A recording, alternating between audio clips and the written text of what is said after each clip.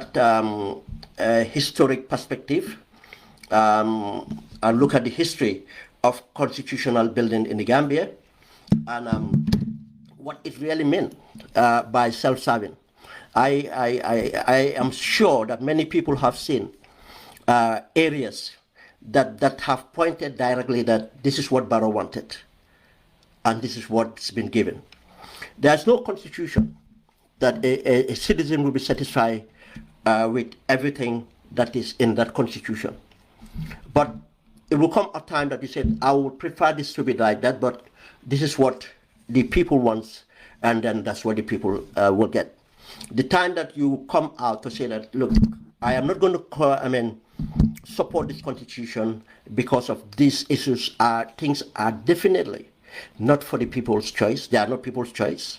This is disadvantage to the advancement of our country.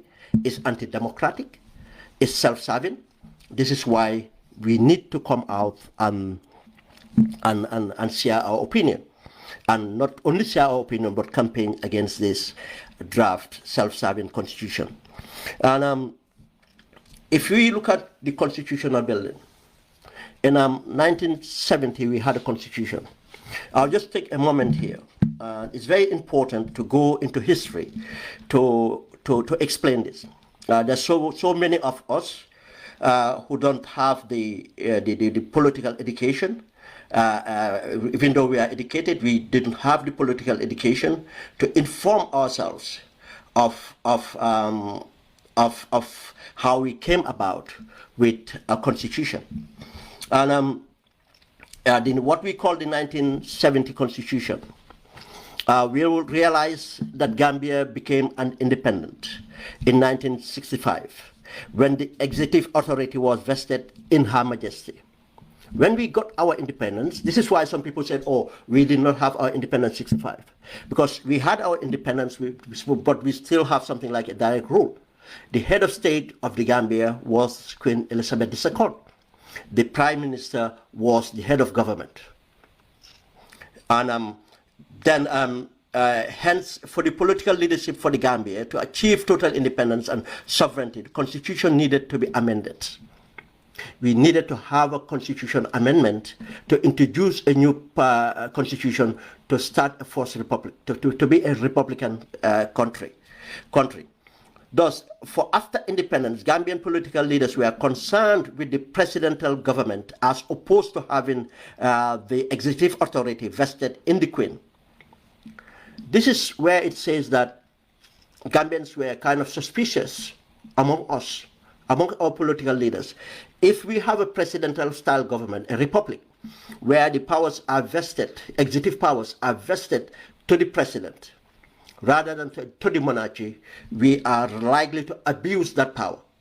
Now, looking back at things is as if, and in many quarters people said, we rather had things the way it was, rather not to have a republic, not to have a president. Some people would say that. And this was the fear. Since we had our independence, since we run ourselves as a republic, Gambia have been taken to the point of being called a failed state. We having military interventions. We having now a foreign country occupying our land in the guise of protecting us from who, I don't know. But we know that it's like a matter of fact that those people are protecting the president, from the people, because of the president is misruling that country. It continued to say, the People Progressive Party, PPP, the then ruling party, had expressed its wishes to have a republican form of government with an executive president.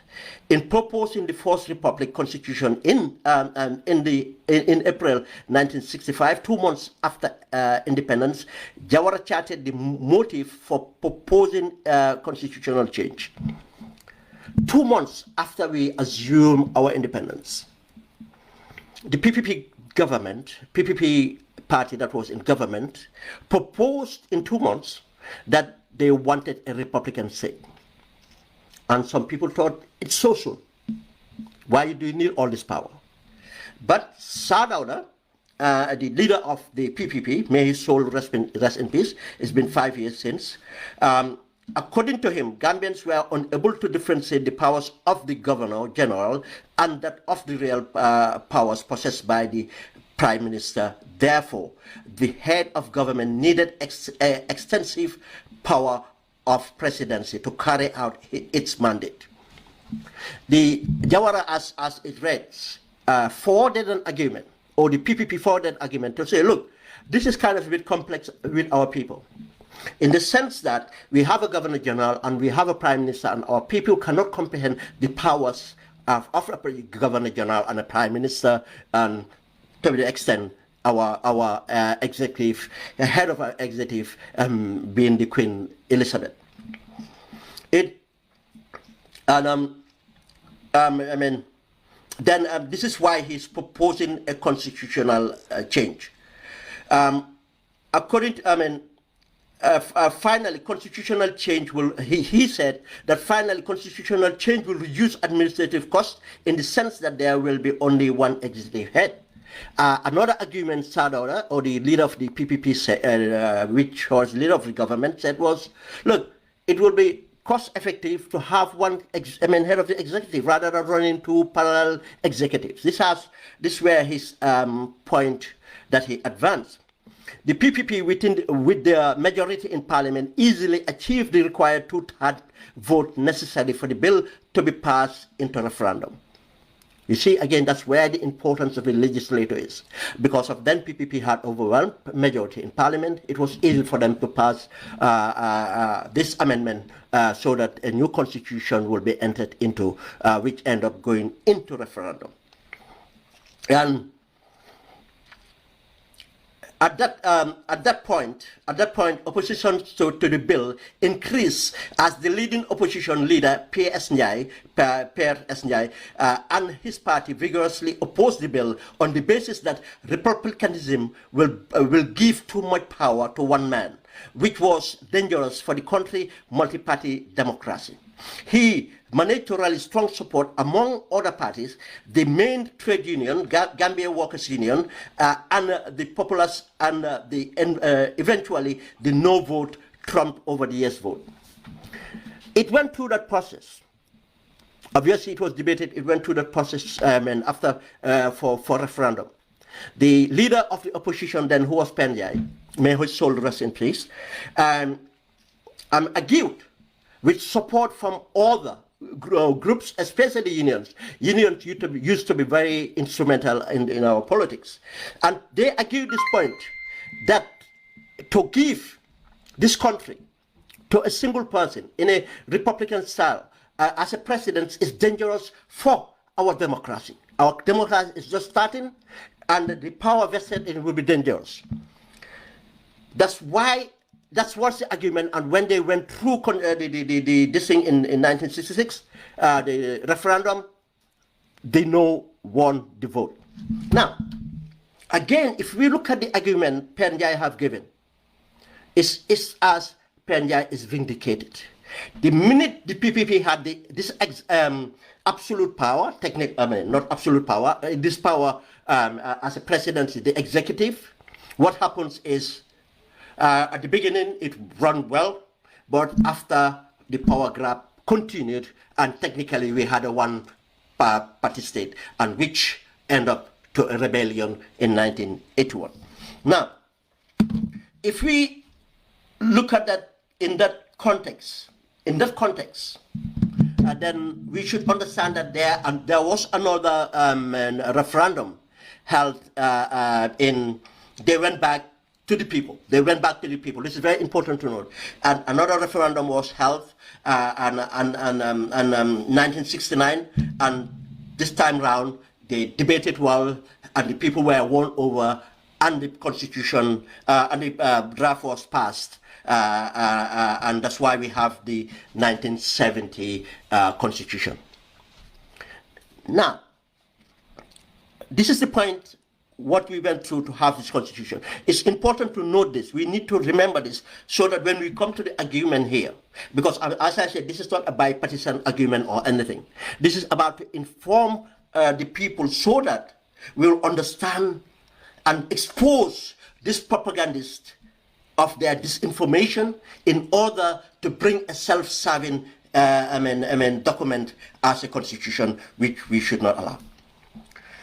When we had a coup d'etat in 1994, we had to have a new republic, and in order to have a new republic, we will have to have a new constitution, and again, the process of a new constitution building ensured. Even under the dictatorship, a competent, efficient group was put together. I cannot remember I forgot to, refresh myself to remember, but I did take part because I took part in one of the, when they were in Bakau. After that, I came to the UK. They consulted. They went freely nationwide. They consulted people. They consulted sectors and came up with a draft. And again, what informed that draft? We have to remember this thing always. What informed the draft constitution of 1997? They use, obviously, they looked at the 1970 constitution. That was the background. And things that people have raised during the period, the tenure of the First Republic, what things do we need in our constitution to upgrade it or to bring it to fit for purpose. And it was captured. And I can tell you, the initial draft they put in there was a term limit. There was a 2-term limit. There was a 50+1. Another thing that have never happened in Jawara time, the Independent Electoral Commission was introduced in the 1997 Constitution, and so many provisions that have never appeared in the 1970 Constitution. Now, this is why we're saying that the importance of making sure we have a constitution fit for purpose. That we don't sit down next 5 years, we talk about, oh, this constitution will need to be redone again. No. When we had the basis of the when we had the constitution in 1970, what we needed was progressive legislation that would amend the constitutions and make it up to date to where we are. We have to understand at the beginning, when we had in 1970, when we just had our constitution was one of the most progressive constitutions in Africa. I can tell you that. It was one of the few multi-party constitutions in Africa. One of the few. It was the level of Senegal, but we are even far better than Senegalese constitution at the time. For what reason is, in our constitution from 1970, it states that the vice president the succession after would succeed the president. But after 90 days, there will be elections. One of those never occurred in the Senegalese constitution, and many other articles never occur. This thing in the Senegalese constitution. Senegal constitution have to be amended after Abdou Diouf, because of, and we'll come to that when we discuss it. We have to look at it. It was a progressive constitution, but as we said, as we went down the line, there were so many things that we needed to update. The issue, things like elections. Elections was run by the local Minister of Local Government. Minister of Local Government who was appointed by the president, and at times the nephew of the president becomes, Keba Jawara have become the person responsible and others. And this is not democratic, and this is very suspicious of free and fair elections. And there were so other provisions that was included. The 50+1 was part of it. And if it was passed, the draft, 50+1 was not part of the 70 Constitution, and all these things could have been updated.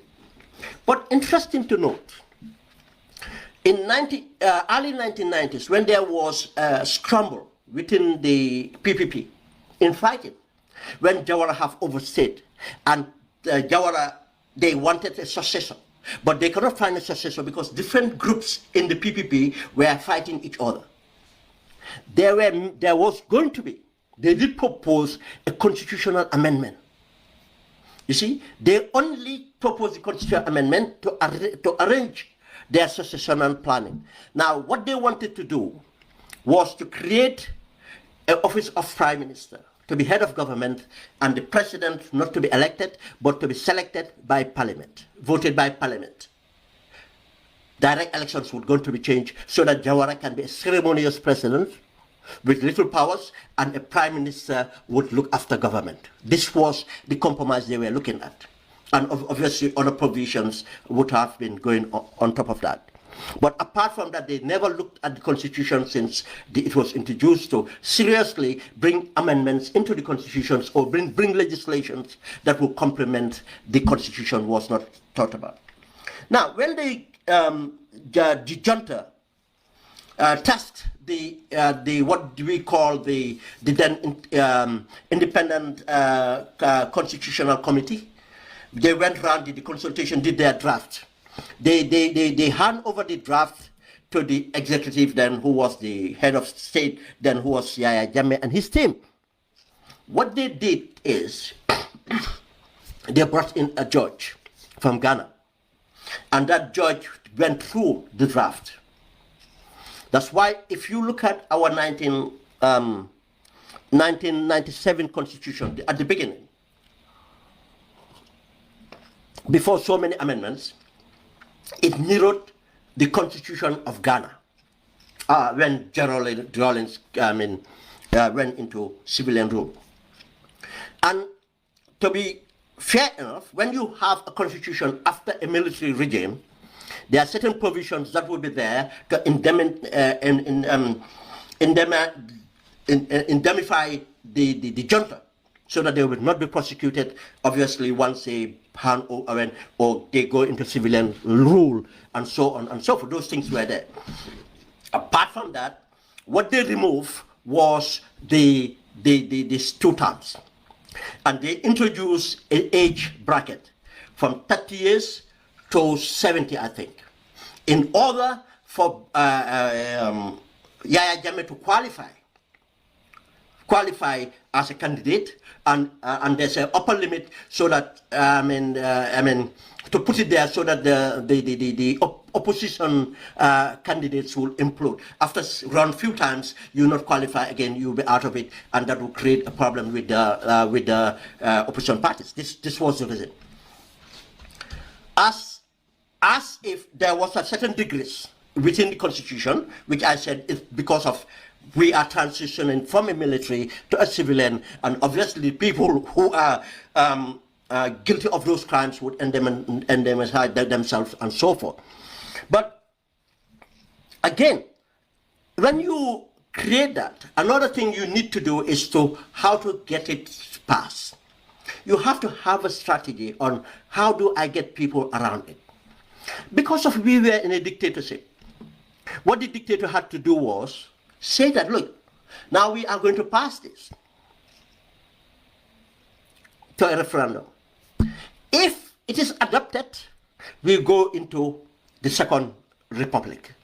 If it is rejected, we'll go back to the drawing board and we'll stay until we have one fit for purpose. You see, as is said, putting Gambian people in a very tight corner. And Gambian people and politicians decided, look, let's campaign for a yes. Technically, they got the people around to campaign for yes, because if we go for the yes, we'll have an opportunity to get out of this situation of the military government. Then we'll go for elections. And elections will come together and make sure we win the elections and free ourselves. And everybody knew that Jammeh lost that elections. If it was free and fair, he would lost. But again, the people, decided that they don't want to take on the junta. The only way they want it now, let's move the terrain from this dictatorship and try to bring in a semi-democracy or whatever it is. At least from that environment, we can politic and try to bring about change. This is what led us to the Second Republic, and we adopted this 1997 constitution. But again, the 1997 constitution, as it went on, Jammeh started to amend. And some of these amendments were done illegally. What I mean illegally is some of them were entering clause. And I cannot remember on top of my head again, but there was a case that Jammeh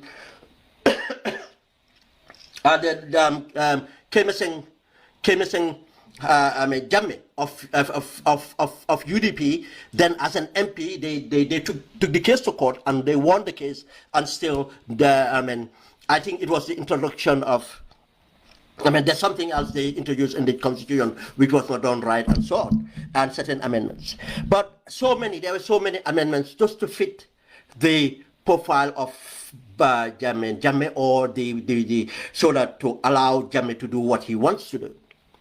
That's why when we say that the 1997 constitution is a bad constitution, this is the reason we said it's a bad constitution, because of all this amendment that went into it. But still now, it was the same constitution we used to win elections. Then the constitution does not stop us from winning elections. It's Gambians that stop themselves for making sure they win their elections and determine the results of that elections. We have the fundamental human rights.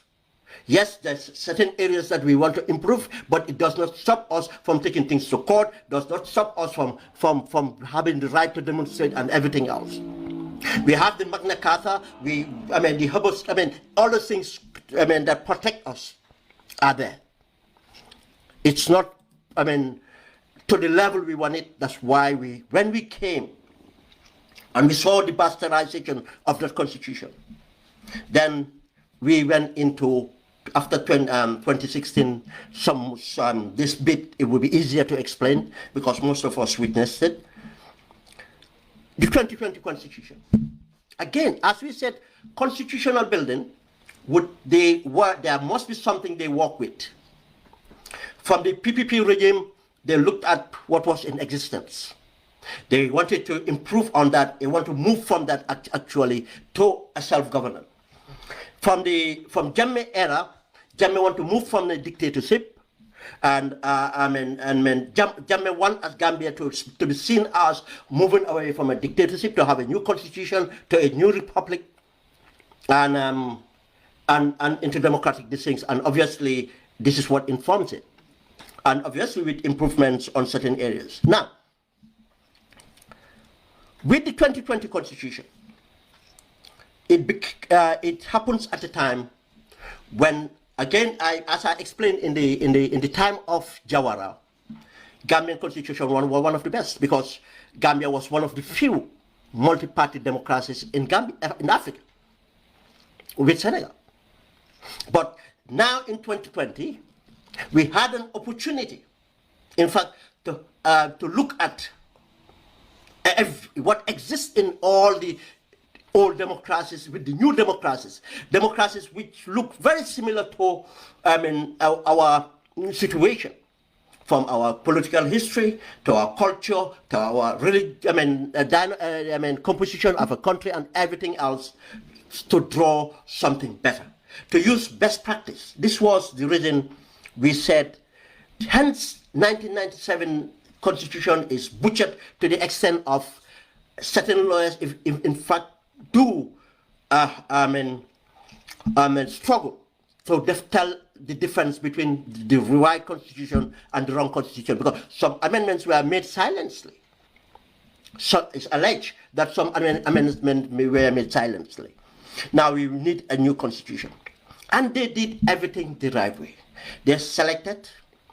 The only objection I have, it was too expensive, but there's nothing too expensive for a democracy if we have achieved it.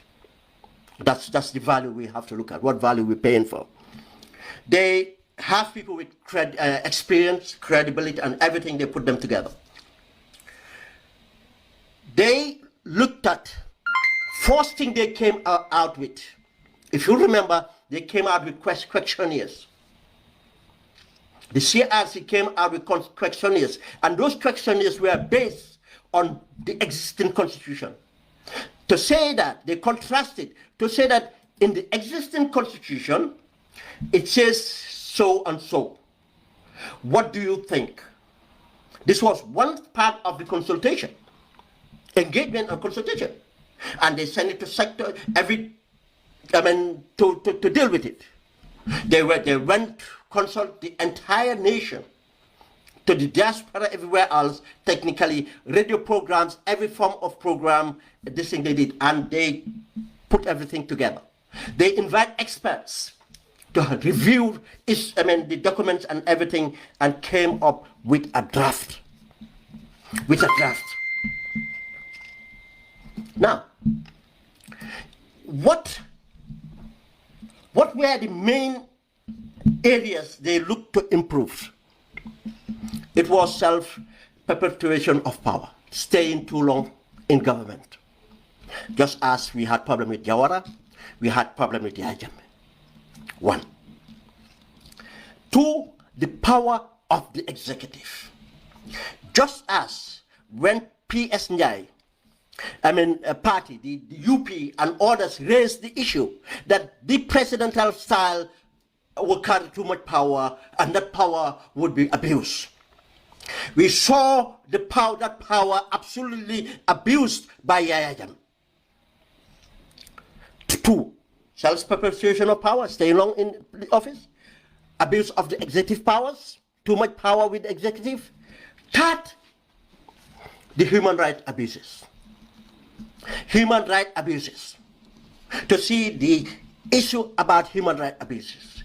4, they look at accountability, corruption. We also, had what went through the Janneh Commission. Corruption. They looked at that part. And 5th, obviously, overall good governance. This is what informed the draft constitution.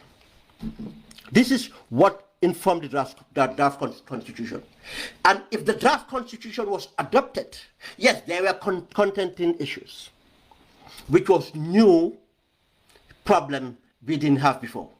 The word secular became a problem. Before, nobody think about secular or whatever it is. But because of the global influences and everything else we witness today, obviously secular became an issue. And the other issue too that some have a problem with was the Sharia courts. Our judicial system, the Sharia courts. And it's not the entire Sharia courts, it's about upgrading the Sharia courts to the higher courts. These were the contending areas. But one person had a problem with it. And the problem that person had with was the sitting president, Barrow. He have a problem because of there's an entrance clause, and we'll discuss that entrance clause. Why is it important? And this is a person who said he was going to serve 3 years, had a problem, and wanted to serve more than 10 years. Entrance clause was a problem. 1. 2 was the power of the executive to be reduced, to be accountable. We all know why it is necessary. But for him, no. And that person went and corrupted the legislature to ensure that this bill was not, the draft constitution did not go through Parliament. He killed it off through Parliament. This is what we witnessed, which led us to the situation. When he killed it at Parliament, what happened? They went and gathered the opposition and took them to Nigeria. And this is why we were against it. This is why we were against it. And we are happy Khalifa did not go or give it that attention. We were against going to Nigeria. You see, they're trying to use that as a consultation, which was not a consultation to do with this thing now. That's why we need to debunk it. With Goodluck Jonathan. How can you have a corrupt person like Goodluck Jonathan be a mediator in anything? Because he was a former head of state? We have to take ourselves seriously. And why do we need someone like Goodluck or going to Nigeria to discuss something that we know who's responsible for that problem? And they put it on ice.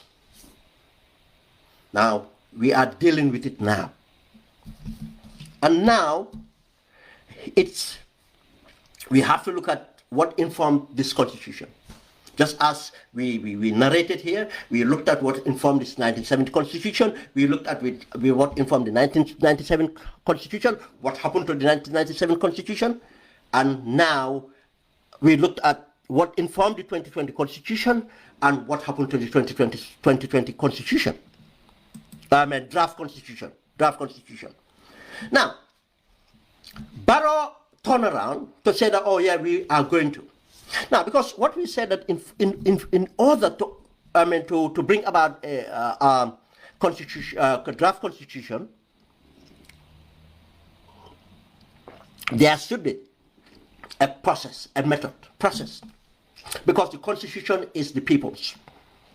It should be the people's constitution, and the constitution have to go through the process. Obviously, the people representative would be the legislator. Then the executive does not. Legislature does not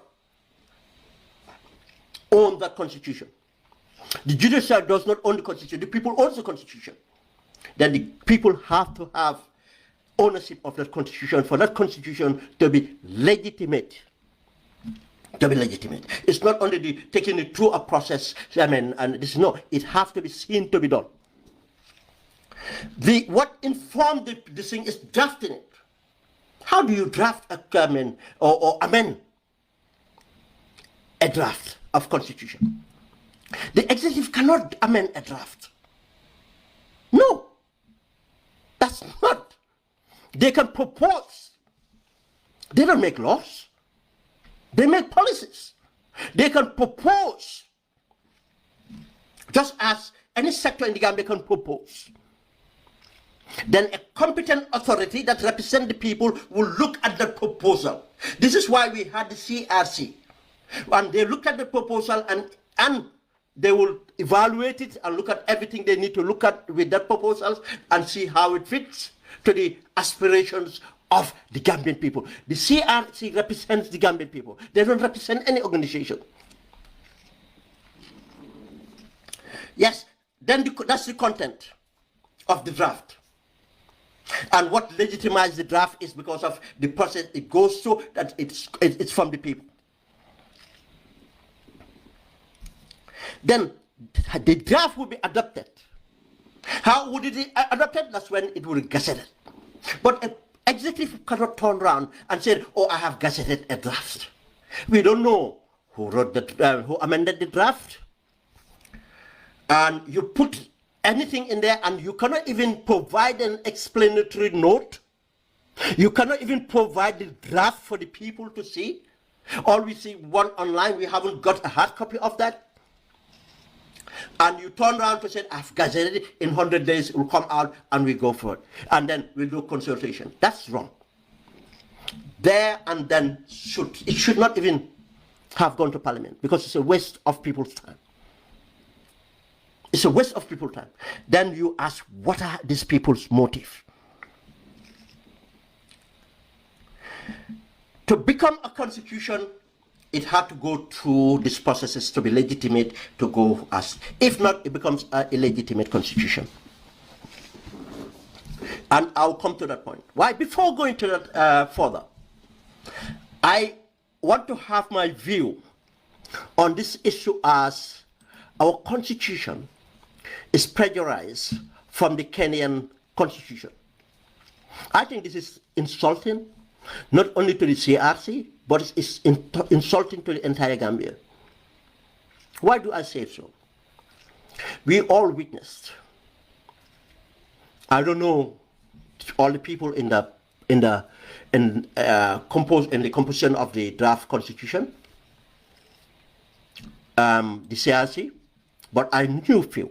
And I know the few I know, none of those, especially Hawasise Sabali, would not sit and spend all the time and leave that lucrative chambers. She's not one of those existing lawyers that's scraping the bottom of a barrel. She is a busy barrister. retaining one of the highest clients in that country. She would not spend a minute if she knew that what was being done was not genuine. She would not sit to prejudice. And many others in there. Their intellectuality, their integrity would not allow them to sit down to be part of plagiarizing a document, especially a constitutional document that will represent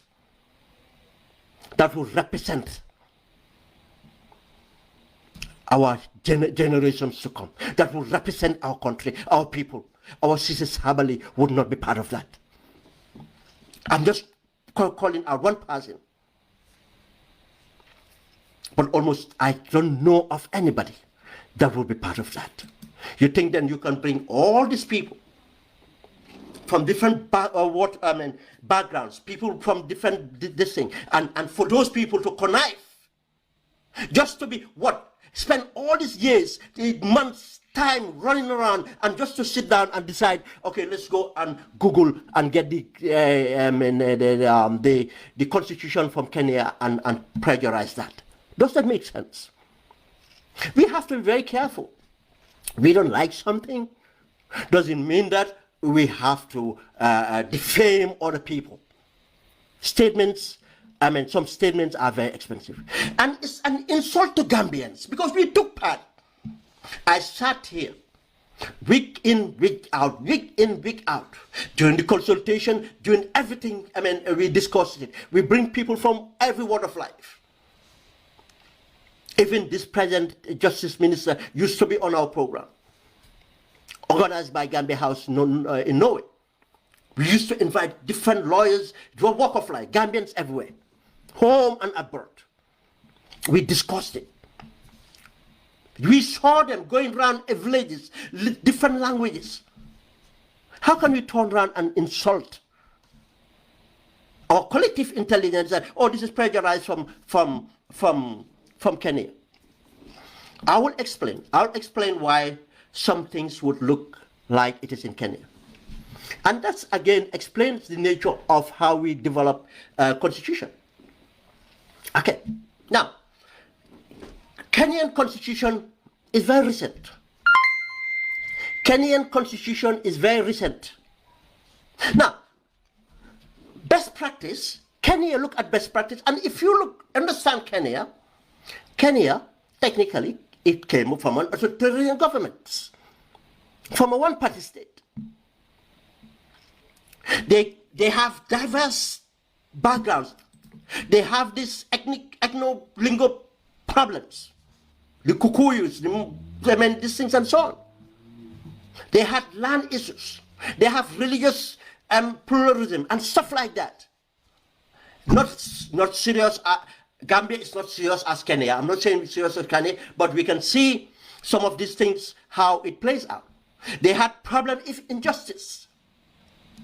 Go and find out. Look at the history of Kenya. And then if you legislate best practice, you see, laws, there are natural laws, there are laws that are common laws. These are things you cannot just have a law that we cannot have a constitution that doesn't look like any other person's constitution. That's not right. It cannot possible. There's no country that have a constitution that's completely different. You will see the similarities based on their history. Similarity based on the composition of their population and stuff like that. And best practice. This is where, if you look at our independent, what they propose for independent electoral commission with the boundary commission, it will look very similar to Kenya because we are trying to address the same problems and we are trying to do the best practice. If you look at issues about the anti-corruption commissions, prescriptions and others, it's the same thing because of the corruption in Kenya, is the corruption in the Gambia, and this is what we're trying to prescribe. And now, on that note again, on the building, I'll give you an example.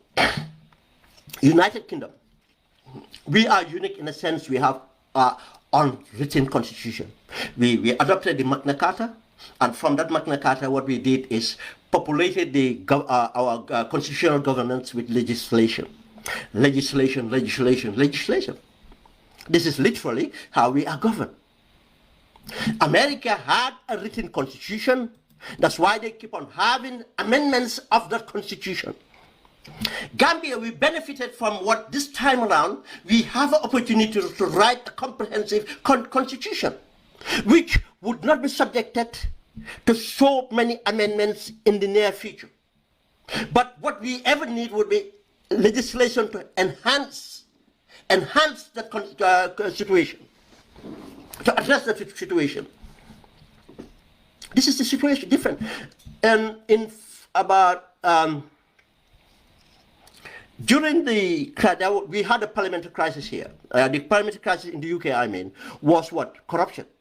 It was the expense. We call it the MP expense, when technically across the board, members of parliament were forging, or they were using technicalities to claim expense from their constituencies and so on.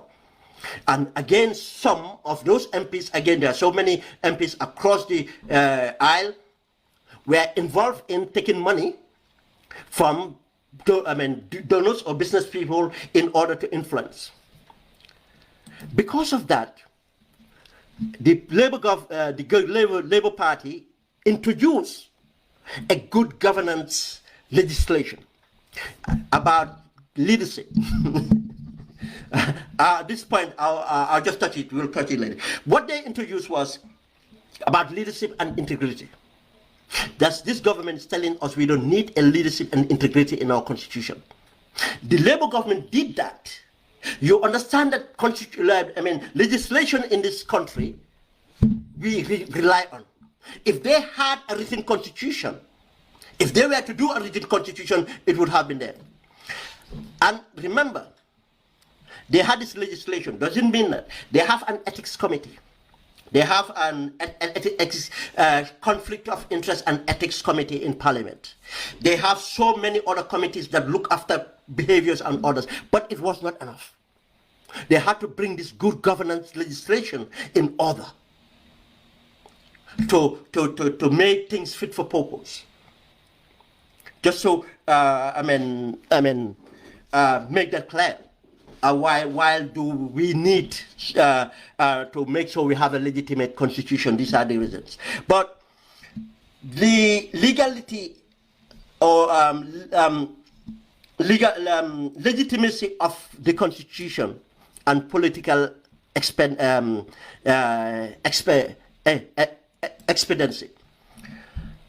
If we look at the situation right now, we have two conflicting issues here.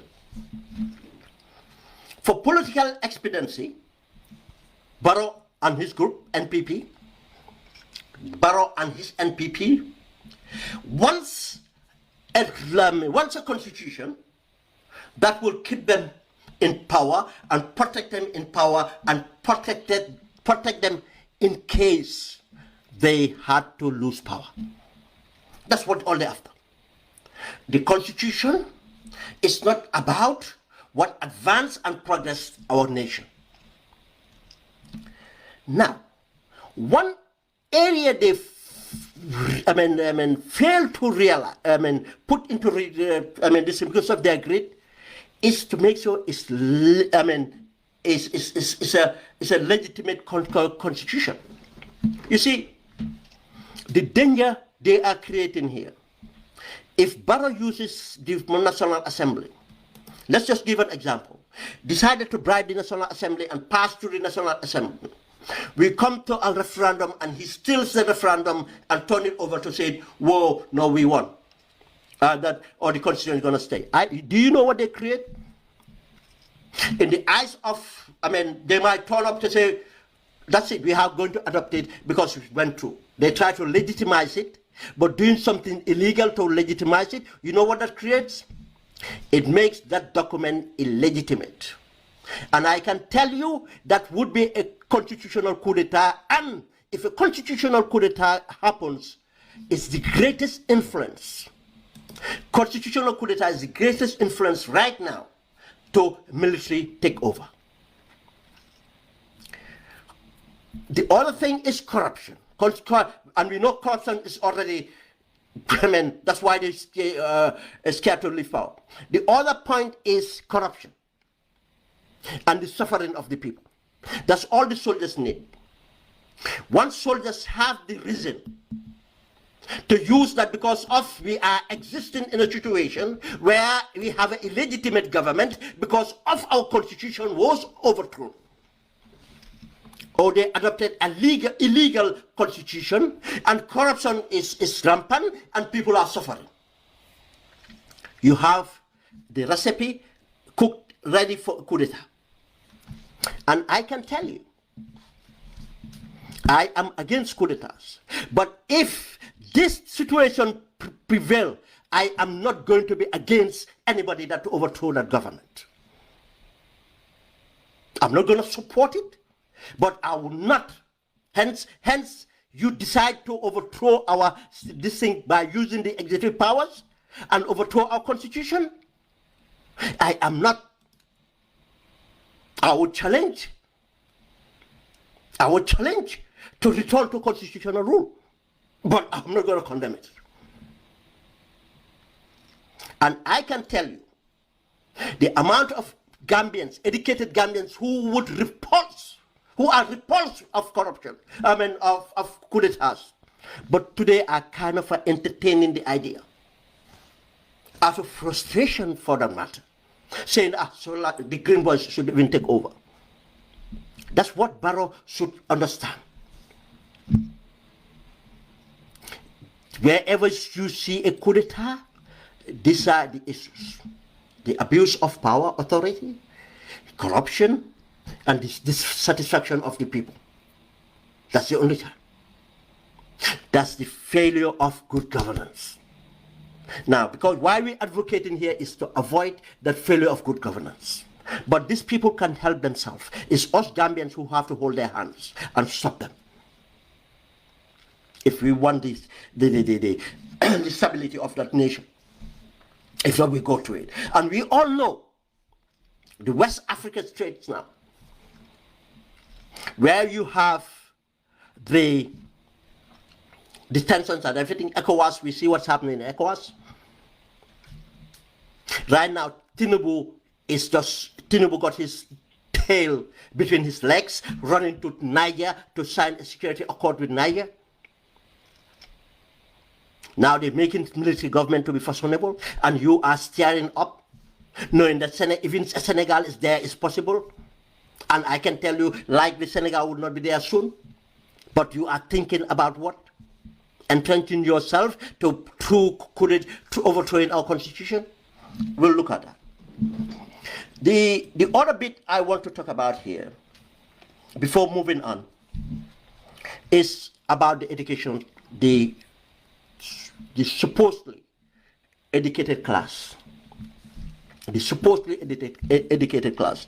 But why I want to define this is because I keep saying this.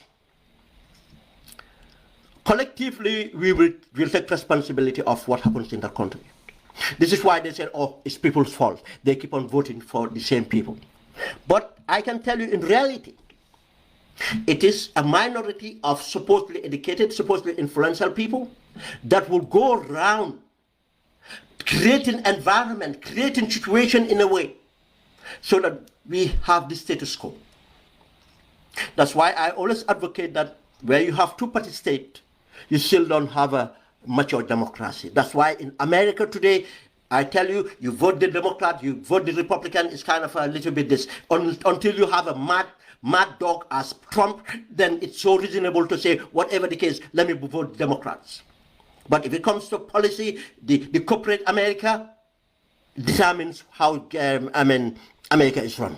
If you come to the United Kingdom, the Labour, the Conservative would be the same thing. And in Gambia, if we think that we can base our policies in two-party states, this is what we're going to have. That's why our democracy, we have to protect, mature, so that we move. Because what the political class does is hijack and create a mainstream, and they become the elites, and who come next, they will find a way around to enjoy. But the average Gambian would do the suffering, and the destabilization happen, we all suffer. That's why we need to have an understanding about these people.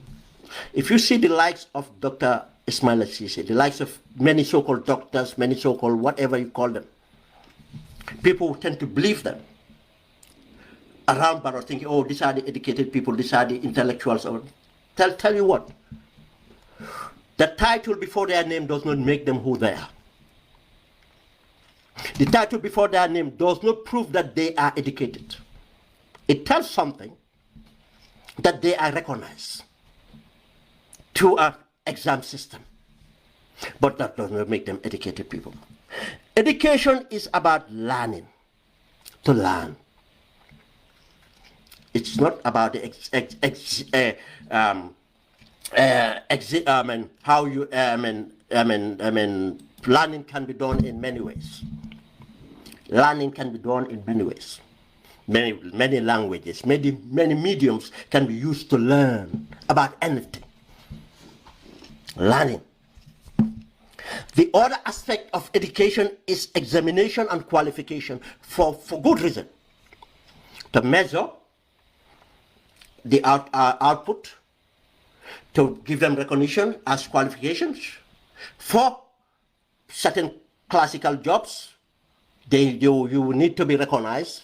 You cannot call yourself, I am a medical doctor, when you don't take the examinations, when you don't get the professional recognitions. But that's what it is. Experience is part of education. That's why you might find people who have so much experience and they are doing very important jobs. They are recognized in society and everything else without attempting examinations, without having any decoration of qualifications or professional recognition. But because they performed in the creative sector, and others because they perform. In leadership, because of they perform. That's why I'm not a fan of measuring people's leadership skill based on whether he's got a degree or not. There's something more important than that. Degrees now are easily achieved. Master's doctorates are easily achieved. But whether the person have the experience, the person have learned, have experience, what track record this person have, we can assess that, we can measure that. But most important of all is the development, where the person is a tolerant person, an open-minded person, a person who unlearn certain things because of he come through and with exposed to new information or new knowledge, to unlearn, tolerance, to able to say, no, I am no more believing in this, I'm adopting this. And that comes through that experience unlearned. Update yourself. And this update of another of it is what in some areas they call the peer review, where you put yourself before people of higher or equal level of understanding, knowledge or qualification or whatever, and test your theory or test whatever you have, and to be acknowledged and approved by these people. And when we say peer review, again, people will just look at the word in a professional manner. No. Whether even peer review in a sense that you have understanding of issues. You sit down with friends that have the capabilities to debate this thing, and because of your maturity, your open-mindedness, you learn from them and unlearn other things and adapt it and approval. This is what peer reviews would stand for. But other forms too, you can call it consultation, where you go and consult people based on your knowledge and exchange that we do normally very regularly without people who want to develop themselves without even realizing that's what they do. But the most important point for the educated person is integrity. Integrity. You might have passed the exams. You might have done everything. But without integrity, you fail. You should not be termed an educated person. Because you cannot be under the light and be in the dark. No. Integrity. And this is where what the test would be with most of our people. The other aspect is delivery, how you deliver, how you present yourself. It's very crucial. Many people will have the knowledge, will have integrity, will have all this, but they are not impacting because of they did not learn how to impact, how to deliver, and what they do. But as I said, with looking in all this, the learning bit is it's the most important part about that is where the person possesses that knowledge, but with integrity. Because today we have seen people around Barrow standing up to defend something that is of no benefit for the Gambians. But even not for them. If you look at it deeply, it's not even for them. But for them, that's their understanding, because the immediate benefit is whatever Barrow wants, we want. Or some of them who are part of the criminal cartel syndicate of Barrow, oh, whatever we do, we have to keep Barrow. Forgetting that there's no government that will stay forever. Forgetting that in this situation that you force people, they are bound to push back. And if they push back, they're bound to win. The power is with the people, not with every structure you put together. This is the situation Macky Sall found himself. This is the situation Macky Sall found himself, thinking that he's got the power and everybody else running around Macky Sall, so-called educated intellectuals and everything. But the educated people, that young people with the integrity, went out there and give everything. Today they prevail. And where's Macky Sall? Where are the people around Macky Sall? Because they thought that Macky Sall would stay. With everything around telling common sense, if they were educated with integrity, they would have understood, no, this is not sustainable. This is not the right thing to do. Macky would not have dared stay until Senegal losing that much of their people and resources for one person. And this is where Gambia is situated now. Now, the other point I want to raise is Barrow and his propagandists versus the national interest. History is being recorded. It's unfortunate. It's unfortunate as constitutional building as important it is, that people would expose themselves to become propagandists, disinforming. It's not misinform, it's disinform. Because they are inventing things that did not happen. They are totally reinventing issues as we witnessed. It's not true, they're fabricated. Misinform might be a mistake or this. No, this is a disinformation. They cannot convince themselves, but they want to convince us. Something we witnessed, something we went through. They are not more educated than we are. They don't have access to information more than we have. Than us. Then why are they doing this? Because they are slaves to the money they think they're going to get. They are slaves to the job they occupy. That's what Dr. Sisi, Dawda Jallow, or anybody that supports this constitution is either out of ignorance or selfish. This is the most important document that will govern us. This is about our stability. This is about our security. This is about our progress. This is not mere corruption. This is not corruption only. This is everything it entails. This is unpatriotic to advance a constitution based on the wanting and caprice of Barrow. It's not for the national interest. And interesting enough, these people believe they can bamboozle the Gambian people, they can bamboozle the international community, they can bamboozle ECOWAS. But instead, they are just exposing themselves. That's why they cannot produce any agreement to advance this.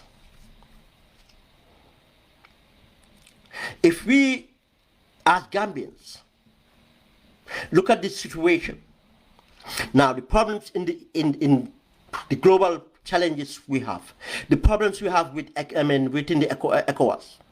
And we wonder why NPP and Barrow are trying to advance a future that is not the future for Gambians. This is about Gambians' future and Barrow's future. And if you go into details, I will explain enough of to see this. Now these people are standing there to say this. This is what the propagandists are saying. Oh, let's just acknowledge this and go through and discuss. They plan it. They know that Gambians are easily distracted and we can be bamboozled. Now their argument, they will come out. You see their supporters will come out.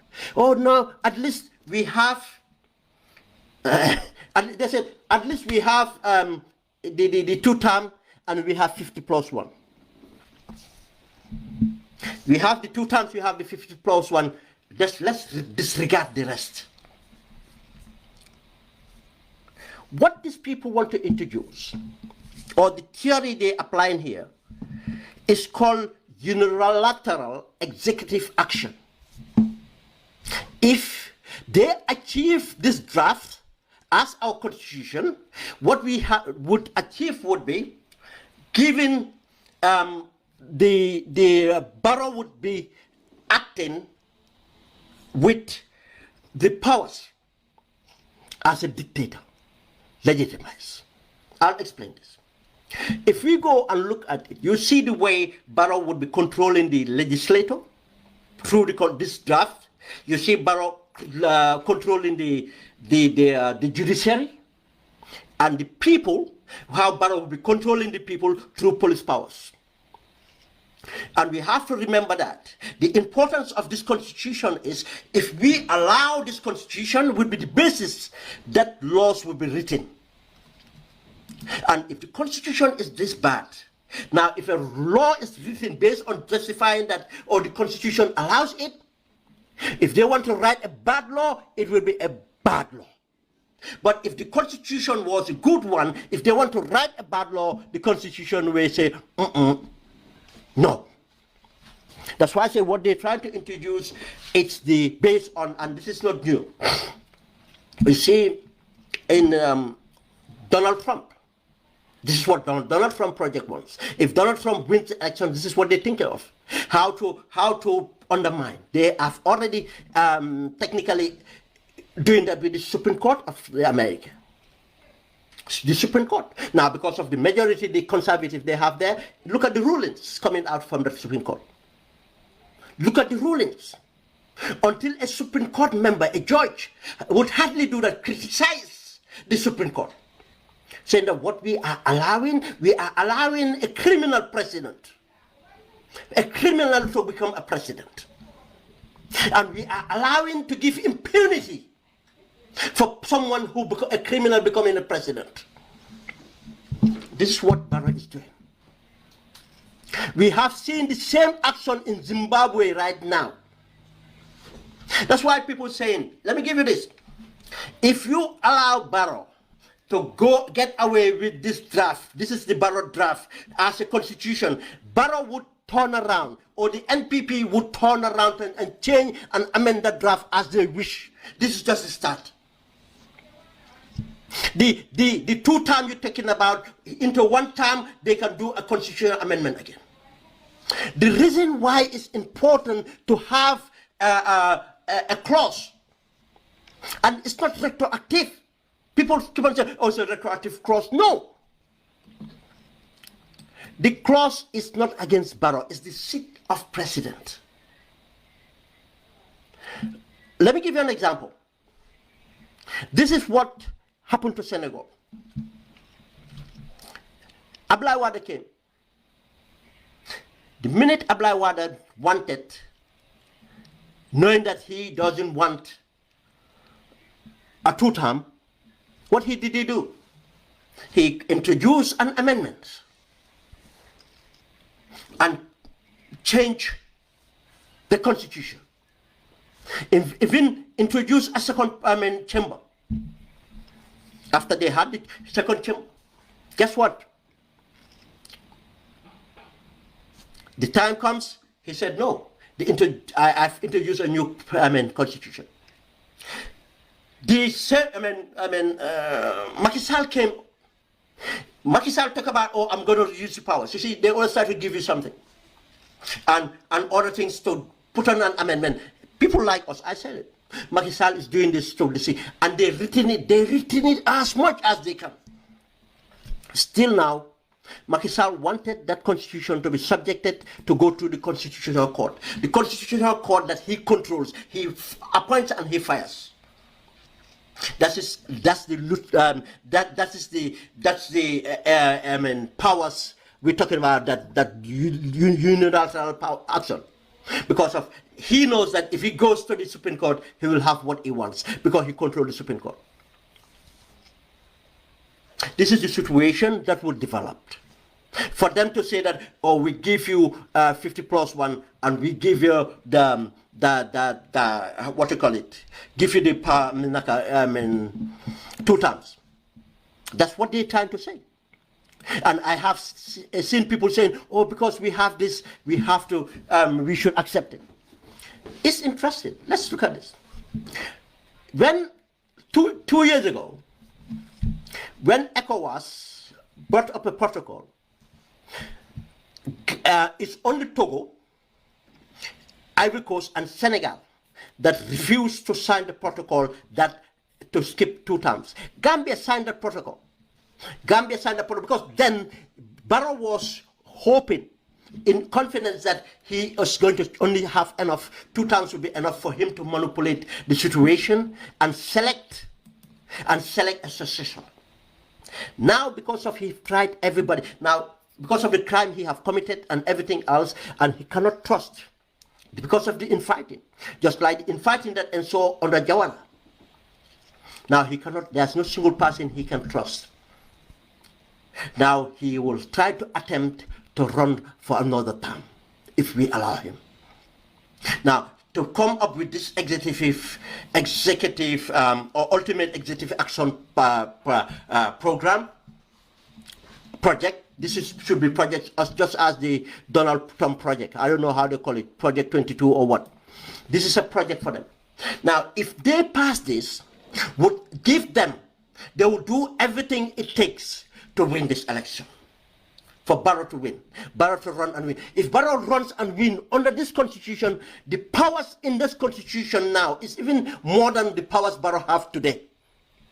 This draft, if it's passed. And the many other amendments done in the 2022 constitution will control Parliament, will control the judiciary. Then in this draft, what did Barrow say? The vacancy of the president.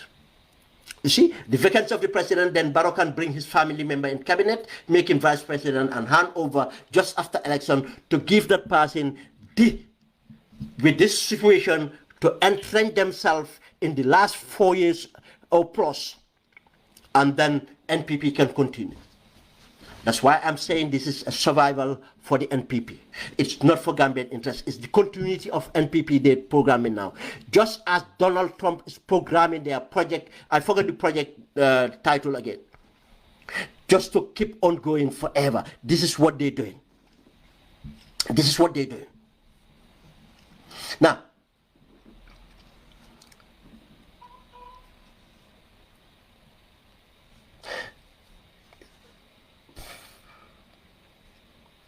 the consequences of this would be a failed state, because I will tell you, if Barrow attempts that, he will not be able to entrench himself. But he believes with a constitution like this, if it's passed, he will be able to manipulate the political situation. That's why they're building their structures, building everything, and keep the Gambians divided, manipulate the Gambians, keep the corruption, and stay forever and protect Barrow after the presidency. This is what their plan is. Now, if you just bear me a minute, I forgot to get this out so that I can go on to the areas, the articles I was talking about. If you just give me a minute, I have it here somewhere. I just need to scroll down to look at the articles for this argument.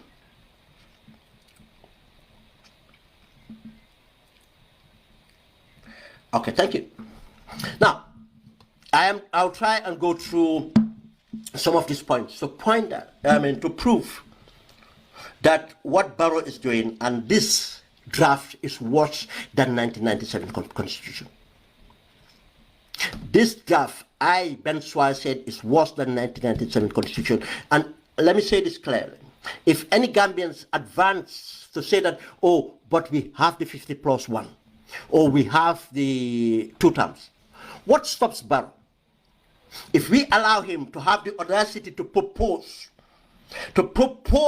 a draft and pass that, we accept that draft and everything, because what stops him down the line going and amend, whether we like it or not, just as he's doing it now, to take away the 2 terms? What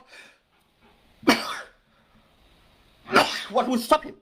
If we can defy Gambians, if we can defy ECOWAS, if we can defy the international now, because the international ECOWAS, they will only react depends on what us Gambians do.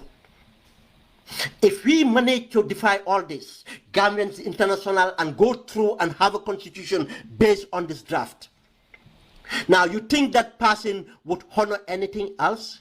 This person who have never honored the 3 years, never honored 1 term, never honored 2 terms.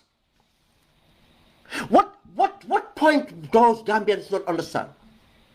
It says no person should serve 2 terms. No person, no citizen. You see, you think America would even test that in the Constitution? Okay, Trump served 1 before, that was 1 term. No, that's not counted because he served 1 before. No.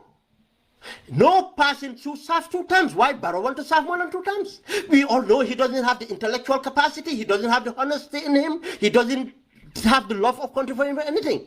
Now he wants us to allow an illegitimate. And remember, we should not even entertain this going to Parliament because it's illegitimate. It's not something we drafted. Constitution doesn't come from the executive. Constitution comes from the people. That's why it's important to note this. Even don't allow these propagandists to entertain them. Oh wow, at least I'm 2 term, I'm 50+1. Till when? Till when? Because if we allow it, give it audacity, we go in and he will change it. That's the fact. Now, let's look at this issue. Following the changes made from the CRC. This maximum 48 hours detention for witnesses recommended by CRC has been changed to 72 hours. Why the change? I'll tell you the change. There is no justifiable reason to hold anybody without charge for 72 hours. That crime would not have been committed. Now, the CRC decide based on not what they want, decide on what Gambian talked about, decided on the information. What informed them is the history of dictatorship. Look, in crime investigation in the Gambia, it's a small nation. If an actual crime happens, the minute you arrest that person, you will have something to charge that person with. And once you charge the person, you can take them to produce them to the magistrate, and you can amend the charges again. Nobody stopped you from amending charges. Then charging the person, if not even stop the investigation. You can always come with new information. Always come with new information that determine the case. And why over 48 hours? We all know the people who they arrest. They arrested Madi Jobati. And what they do, and they Bora, and many people they arrest them. What they try to do, they will try to arrest them by a Friday or a Thursday evening to hold them for even more than 72 hours. We all know it's the abuse. Why did they do that? So that they can abuse people. That's all. The police powers, I said. Now, let's look at the other one. The whole chapter 5 have been removed. It was specially for guidance for good governance. Why change? As I said, 4 years ago, a few years ago, not 4 years, I can't remember exactly. I cannot remember the name of the legislation, but the legislation is exactly dictating, prescribing what we prescribe in the leadership, chapter 5, leadership and integrity. And the justice minister said, oh, because there's a punitive action. It's a broad and punitive action. They know why they took it out. They don't want to be held accountable. It's an accountability thing. And why you might find it in other constitutions because of it's progressive. As I said, there's debate to say that, oh, because of these things are prescribed in other areas. No. So many things are prescribed in other areas, but the constitution is supreme. There's a reason you capture it in the constitution. There's a reason you capture it in the constitution. Just as I said, United Kingdom, we don't have a written constitution. Recently, because of the House of Parliament expense scandal, House of Parliament conflict of interest scandal, they had to bring this legislation to deal with good governance, integrity, honesty, conflict of interest, and even though there exists a committee, ethics, what we call the ethics committee, and for conflict of interest and behavior, it's in Parliament and others, but it's not enough. It has to be done for the civil service for that matter. The legislation is for the civil service for that matter. All these committees and so on are for certain people. Now, the number 3 is freedom of assembly. The language have been changed. Citizens will continue to apply for permits. Why change? Again, the freedom of assembly, which was adopted from colonial. If you look at 1970 Constitution, you understand why. If you understand how many times people used to come out, the unions and people had come out in Banjul and in the administrative areas to demonstrate. You see the nonsense that NAWEC is doing. I can remember in 1975 or 76, people demonstrated, nearly a riot. The NAWEC money, it used to be GUC. The GUC managing director used to be an English guy who lives where Nemban Clinic is in Bakau. I don't mean the Nemban Clinic, the one in the Bakau garage by the beach. That's where he used to live. They ran in there and ransacked his house. They nearly killed him. This is what informed. This is what informed some of these laws before. Obviously, the dictatorship come in. He have to keep it, and even this thing. And we've seen how it was abused. Now, the CRC, what CRC prescribed was to make it, as it is guaranteed. It's a fundamental right. But what these people did is to make it more difficult. The application of permit per se is not the issue, but it's the spirit of the legislation. That's why you need a constitution to let them not have the argument. The reason you apply for the permit is not for them to not observe your right, it's for them to be aware and give you the support, the security you need for you to demonstrate. Protest is a right, but they will not want it. Then, right to education in CRC draft, primary and to secondary education should be free and a right for every child, but change to only basic education. And the justice minister said, oh, because it's not realistic. You see, this is the insult.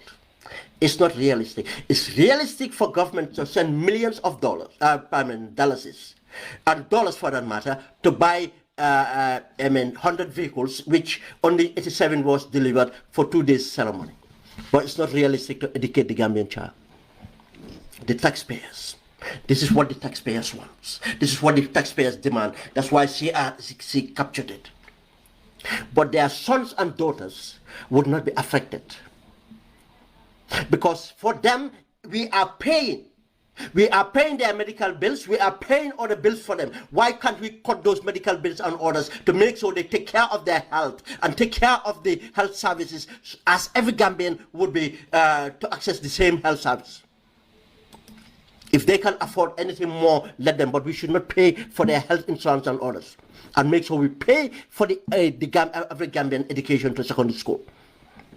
That's a priority. And this should be an information enough to go to the people to tell them Adama Barrow doesn't care about you and your decision. The minute Adama Barrow became president, guess what he did? His son went to secondary school in America. His children joined the American school in the Gambia. His children never attended private school. But the minute he became president, what happened? But now, oh, it's not feasible. It's not feasible to educate the Gambian child to secondary school level free. Now, okay, now you guarantee primary school, and what happened to them when they drop out? Is it not most expensive when a Gambian child fails and not to be educated, growing up not to be educated, not to be within structure, to be educated, to able to do something for themselves? That failure, is it not more expensive than paying and make sure they access school? A right? Guaranteed? No, that's because they don't care. Again, local government, the CIC draft leave the power and freedoms of the local government, but the new constitution have limited them. Actually, it's not limited. Technically, they have just took everything out and the local government. There's a reason for local government. That's what we call devolved power. Now, Barrow is centralizing power. And if you remember, Barrow used to say that in this campaign, because of he lost the elections in KMC, lost the elections in Banjul, lost the election in Birkama. That's what democracy is. Try to do things that will make you win elections. He said he will make sure that all these people will lose their powers. And that's what they delivered here. Now, the autonomy and the separation of power, the decentralization is taken out. Now, in modern governance, decentralization is key. Most of the problem we're having with the congestion in the country, part of it is lack of decentralization. Part of it is lack of that greater autonomy, devolving power of taxation and other things, so the local government can manage their revenues better. But no, he doesn't want that now. He technically, Yahya Jammeh, butchered the 70 Constitution, 1997 Constitution in a way, brought in amendments when he lost the court case against Pasale Jeng in Banjul. Yahya Jammeh introduced amendments so that's why you see most of the responsibilities or the powers of the local government authorities is vested to the local government minister, to the executive.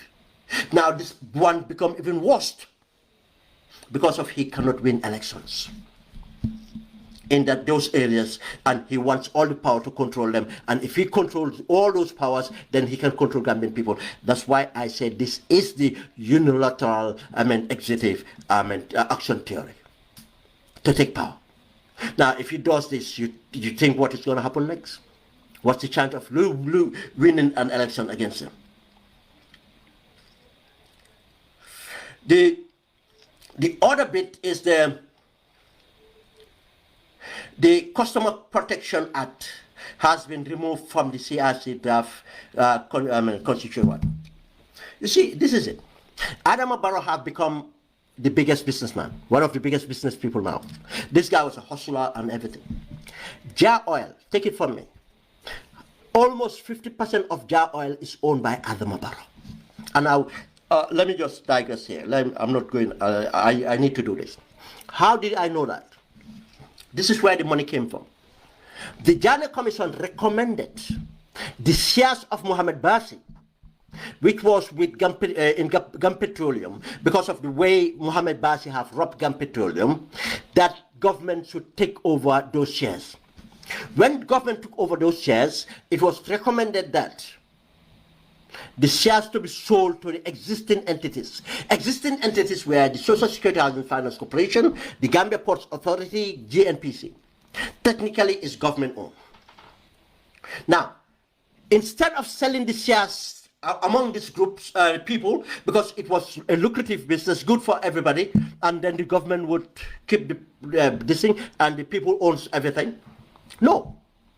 Adama Barrow went against advice and sold it to a Mauritanian family, surname Barrow. They are not related, but their surname is Barrow. Sold it to the Mauritanian family, the shares. And that's those shares he said he had a kickback, a huge kickback. Around 2019, he sold those shares to, he took the kickbacks and invested in Jar Oil. When he invested in Jar Oil, the first lady, Fatma Barrow, went and become a board member in Jar Oil company. Why do you think Jar Oil will take Fatma Barrow as a board member? Not his education in business, because of they got shares. These are the only reason. They'll go in because you own the company, be a board member, or your experience and education let you into the board. And another thing, you look at it from 2019, the expanse of Jar Oil. The expanse of Jar Oil. Not on, people are saying, oh, so many. Yes, because of from there on, Jar Oil have a lot of petrol stations. No.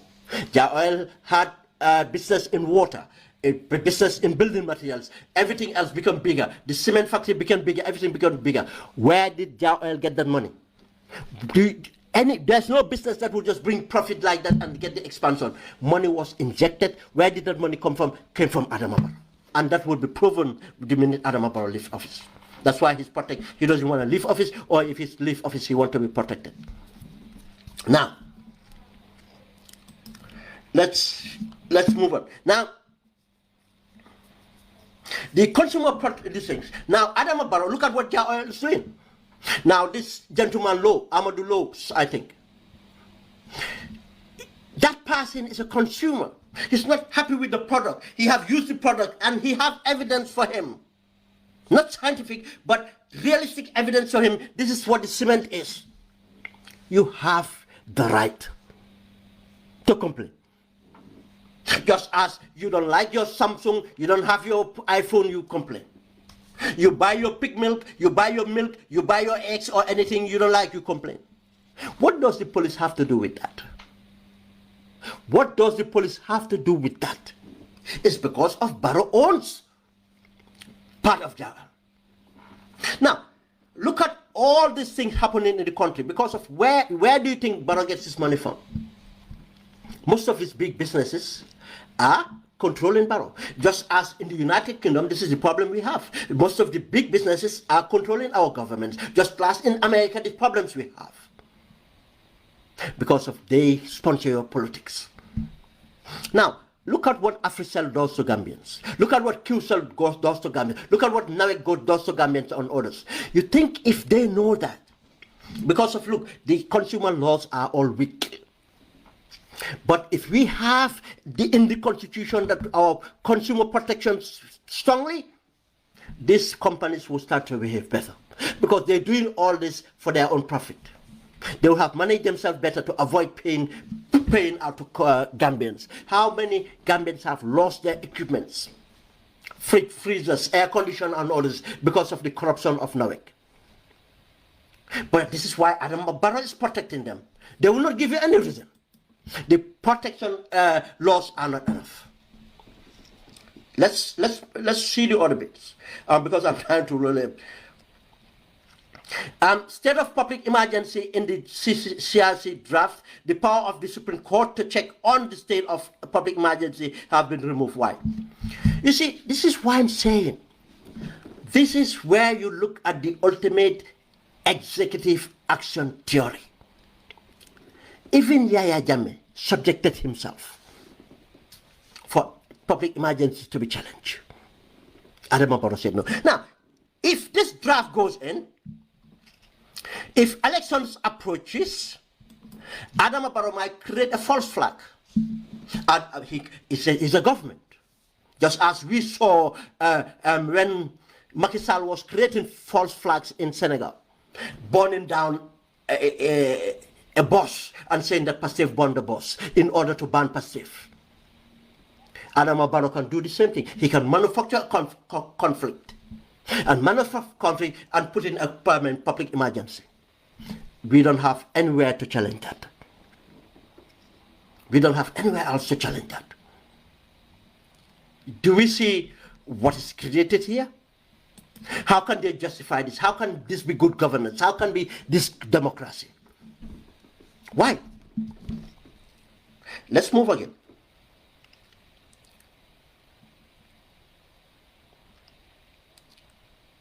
The judiciary now will submit their budget to the executive force instead of National Assembly. Another change. Again, the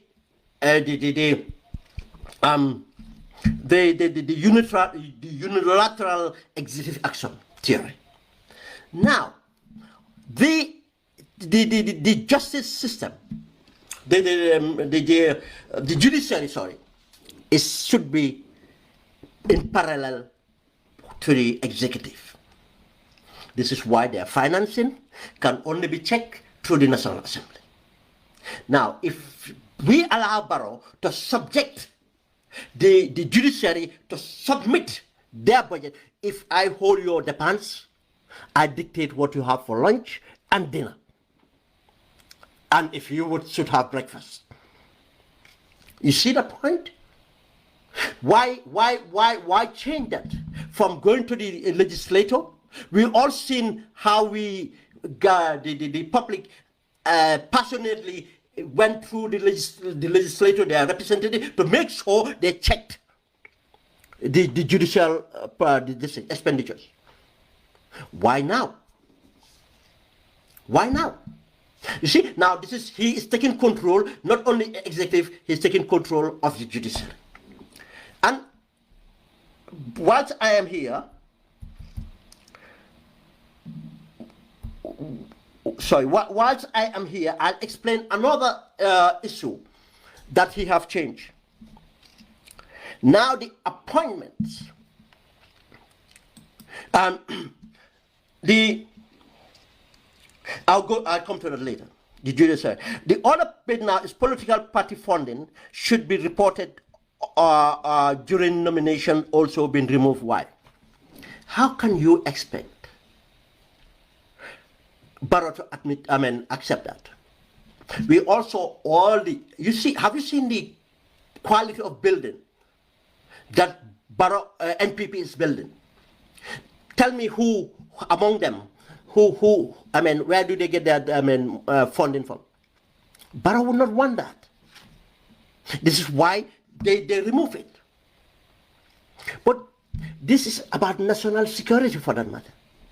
Gambia is a small nation. If we don't check political funding, a Russian oligarch might be used by the Russian intelligence to come and sponsor one political party. In that political party to win elections, $1 million, $2 million, $3 million, $10 million, they can do it to rob our elections. For that party, if they win, you have to sign this agreement with Russia that at that. A drug cartel can take $2 million, give it to a political party. They are not thinking about that. What they are thinking is already what they have access to, because they know that the opposition don't have. And I tell you, if opposition think, or if they wish to do that, they can do that. It's not easy, it's not difficult to get this sort of money. It's only that you look at yourself and say, look, I am ethical enough, I'm not going to touch drug money, I'm not going to touch any external form of funding that is going to put pressure under my government under pressure. But that does not mean that other parties might not think about it. And I can tell you, the Russians are actively looking at these opportunities. A few years ago in Madagascar, 13 political parties were found out to be sponsored by Russian oligarchs because of they want to position themselves in Madagascar. The Indians are doing the same thing in Madagascar. The Chinese are doing the same in Madagascar and other countries because they want to deposit. And Gambia, we are literally, directly against, to America is a strategic position that many countries would want. We know the drug cartel are using it already under Barrow, because Barrow would not want those kind of funding to be fine, and others. This is why Barrow is trying to keep it away from us. So, party funding. The asset declaration by the Vice President and the ministers should not be including their spouse and children. Why? Again, what the CRC said is that when ministers are appointed, they should declare their assets and their spouse asset to the Anti-Corruption Commission. Anti-Corruption Commission. And when they leave office, they should resubmit their assets to the Anti-Corruption Commission. Barrow said no. We don't want that. Because the president, vice president, and the executive, if they do, will find all those thieves easier. And I had this advanced argument. The justice minister said, no, because of there would be no need to that. He said there will be no need for them to show it after they leave office. Because of they just left it so that when the Anti-Corruption Commission have suspicion on anyone, they can then demand it. I'll tell you what. Because of, if you look at the powers vested on the president, he appoints the chairman of the Anti-Corrupt Commission. All the commissioners he appoints, they will never call the people that needed to be called. That's why the Anti-Corruption Commission is toothless in Nigeria. They only go for people who are against some people. This is why they want it that way, not to be mandatory. But the same government, the same cabinet decide, the judiciary now, they decide the judiciary, which was not in the CRC. That's why I said, what informed, if you look at what informed this self-serving draft, it's because, for themselves. Because even the CRC did not subject the judiciary to this system. But they decided they are not going to be subjected to it, but they're going to subject the judiciary, they're going to subject parliament. Both parliament and the judiciary were not subjected to this. Yes, good practice, I would say the executive level and the senior head of departments should be, parliament should be, and judiciary should be, to contain corruption. But he chose to subject the judges, he chose to subject the parliament in order to control the judges and parliament. Executive would not be subjected, but parliament and judges, judiciary will be subjected. You see again what I advanced to say, that this is the unilateral executive action theory. This is what is applying here to have control over these units. Let's move on. Even better.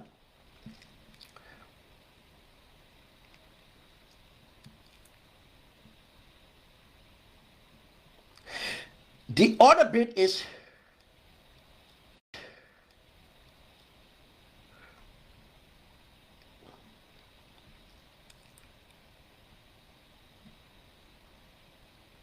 okay. The other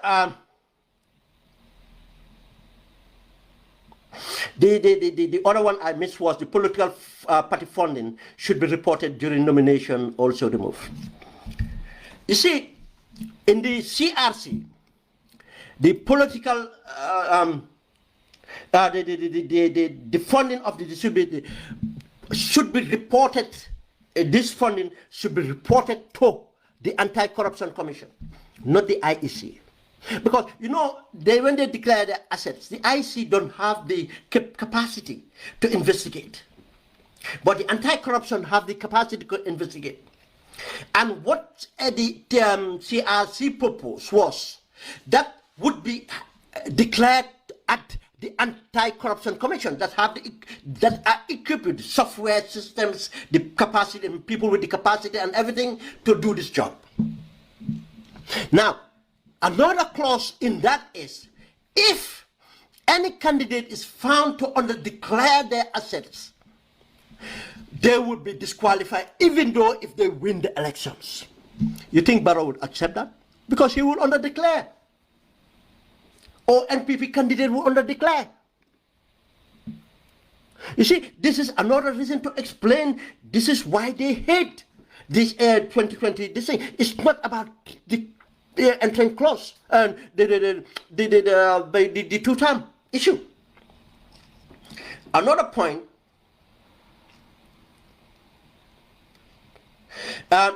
immunity for executive after leaving office. You see, if you have done nothing, what do you have to fear? You see, this is again the issue about what I call it again, the unilateral executive action theory. Just as Macky Sall went on immunity degree before he leaves office to indemnify all these people and himself. Just as Trump have managed to get the Supreme Court to do a ruling to indemnify, but no. Certain powers, because certain powers, but at least he cannot do the entirety. But what Barrow is saying not to be, why? Why do you have something to fear? He forgot that he subjected Yaya assets to a commission, but he doesn't want to be touched, and he doesn't want the executive to be touched. You see, this is again self-serving. How can they justify this? But I think he's mistaken. I'll tell you, Mr. President, once you leave power, anything that you think will be self-serving in there, people will remove it. That's why it's not even going to get there. But another serious issue is the vacuum of presidency. In the CRC draft, the Vice President, Speaker, or the Chief Justice should step in for 3 months, then elections will be held. But in the new changes, if the President dies or incapacitated, whoever steps in from his side will complete the remaining term watching. Now, this is where we have to put attention. Earlier on, I pointed onto this. You see, I said to you, the reason Barrow is doing this, Barrow have realized that he cannot pass on succession planning. He have a problem with succession planning. Just as Saudi Arabia had a problem. Saudi Arabia have a problem because have different groups that would not allow the other group member to be the same. Succeed, to take over. Some group wanted Bibi Dabo. Some groups are scared of Bibi Dabo. Some groups wanted somebody else. Now, that being the case, Jawara, now they started to think of, okay, how can we just keep Jawara in? They were thinking of a constitutional amendment before the coup. To amend the constitution to make Jawara a life president, and then they will have a parliament, hybrid. We have a presidency, and as other countries, and have a head of government, which would be a prime minister, who would be the prime minister would be elected. Then the president would be elected through a vote from parliament, technically keeping the presidency safe for Jawara. This was the compromise they were looking at. That ensured that they could not get anything, and PPP itself overthrow themselves. This is where Barrow have put us. Barrow have looked at every possible candidate, from the central bank governor, Boasedi, to Yankuba Dabo of GRA, and Ahmad Ba want to be the successor, Sidinya want to be the successor, many people want to be the successors. Now, every time he proposed one person, the other groups would fight back. And they would bring in information to scare him. Or this person cannot win, or this person will be this person cannot be trusted. He have been saying this about you, he have been friends with this, or don't you know this person is related to that person? The last one was Yankuba Dabo of GRA. To the extent of, he consolidated on the NPP members who used to be under from UDP. He got them to say, oh, look, okay, I'll get Yankuba Dabo. Yankuba Dabo too it was okay because Mohamed Jahaf agreed with his group to support Yankuba Dabo. Now, where the opposition came from, Ahmad Ba, Sidinjai's group, Ahmad Ba, Sidinjai's group, and some Saraholi people. Someone called Banding Sisoho, something Banding Sisoho, Star FM. Those people said no. They said no. Yankuba Dabo of GRA, let me emphasize GRA, is not to be trusted. Why? He is too close to UDP. And they said to him, if you mistake here and ensure Yankuba become your candidate and Yankuba wins, in order for him to consolidate power, he will just bring UDP, just as you did to UDP and brought APRC and consolidate power. He will get UDP and consolidate power, and you'll be in trouble. And Barrow chicken out.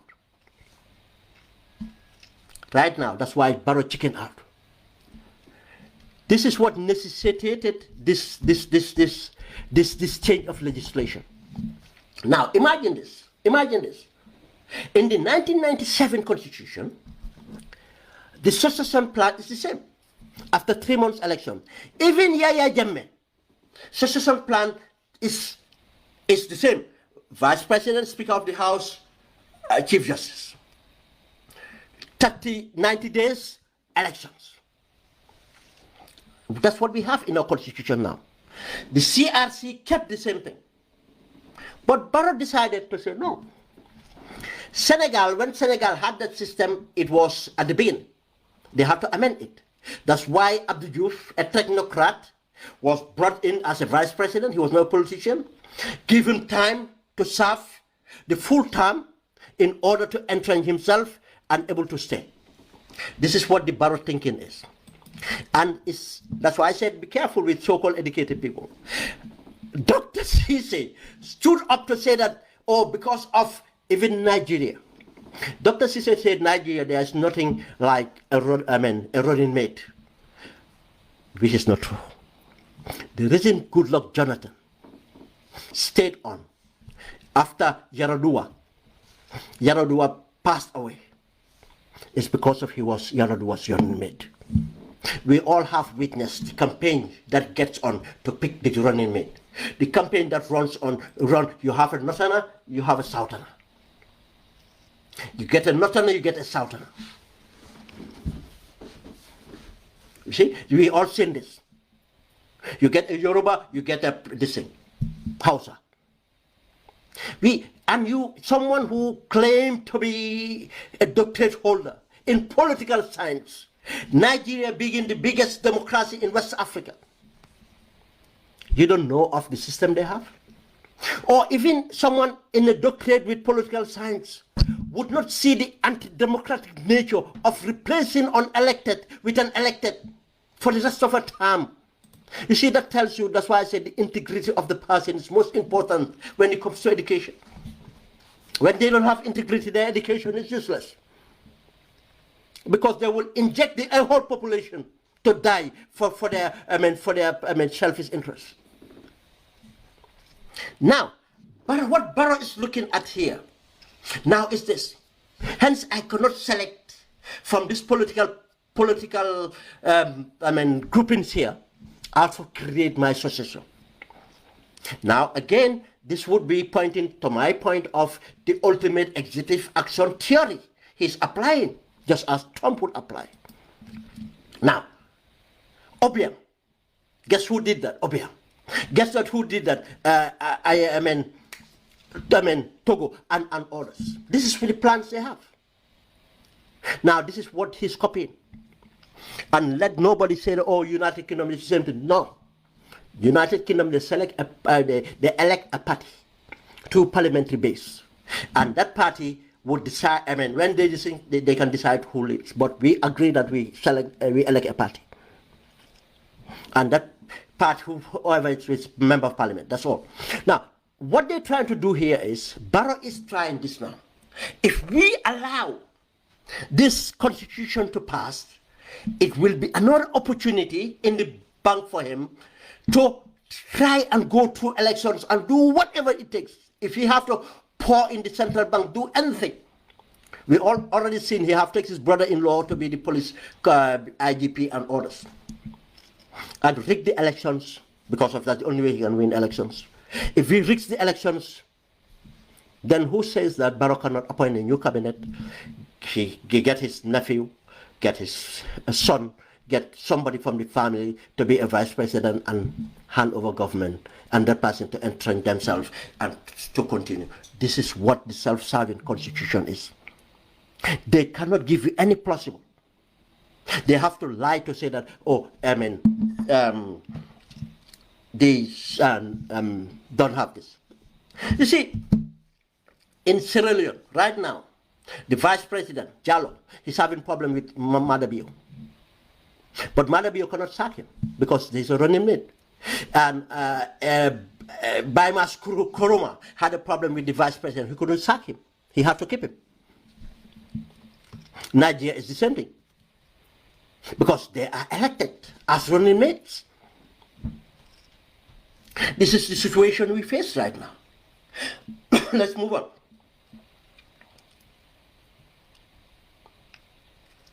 The other point is, another point is here, which I've not have written here. Do you know that in the new draft here, the self-serving draft of Barrow, they propose, you know the sessions, parliamentary session. Now the parliamentary sessions have to be handed over to the executive, to Barrow. Before, they have to see the parliamentary sessions. Before, you know the address of the state of address. I mean, president. I mean, state of address. To address the public parliament. The CRC said it has to be done between the early part of the year, between January to April. They took that out. Now it can be done anytime. 2, it prescribed that either the president or the vice president. They took that out. Now any cabinet member can represent the president. 3, the parliamentary sessions have to be handed over to the president before. Now, if you give the session planning and everything for this thing to the president, why to the president?